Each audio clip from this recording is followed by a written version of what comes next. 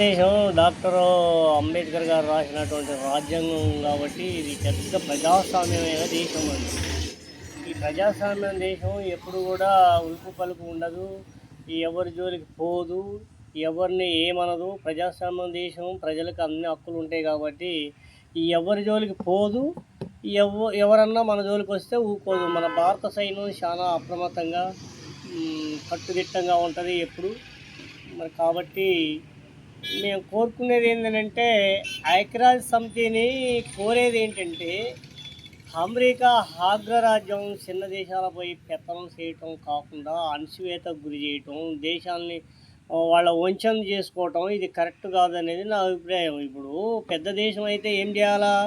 ఒక తండ్రిలాగా, ఒక పెద్దన్నలాగా ఏదన్నా చిన్న చిన్న సమస్యలు ఉంటే పరిష్కారం చేసి వాటికి బాధ్యతగా తీసుకోవాల్సిన అవసరం ఉండే అమెరికాకి. అటువంటి దేశం మరి చిన్న దేశాలపై పెత్తనం చెలాయించటం, అణచివేతకు గురి చేయటం, ఆ దేశ అధ్యక్షుడినే చంపేయటం, ఆ దేశంలో 240 మంది పిల్లల్ని విద్యార్థులను చంపేయటం ఇది చాలా దుర్మార్గమైన విషయం అని చెప్పి మేము ఖండిస్తున్నాం.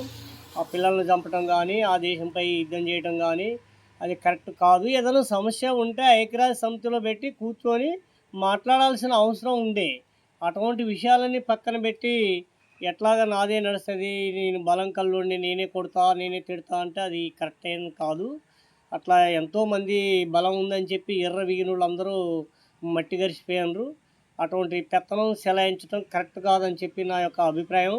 రెండోది ఏంటంటే, ఇప్పటికైనా ఐక్యరాజ్య సమితి తొందరగా చర్యలు తీసుకొని ఆ యుద్ధాన్ని ఆపాలని చెప్పి మేము కోరుతున్నాం. ఎందుకనంటే ప్రపంచ దేశాలు అన్నీ కూడా చిన్నభిన్నమై ఇప్పటికే అప్పులలో ఉన్నాయి. కొన్ని దేశాలు చాలా ఇబ్బందులలో ఉన్నాయి. నిరుద్యోగం సమస్య ఉంది, పేదరికం ఉంది అన్ని దేశాలలో.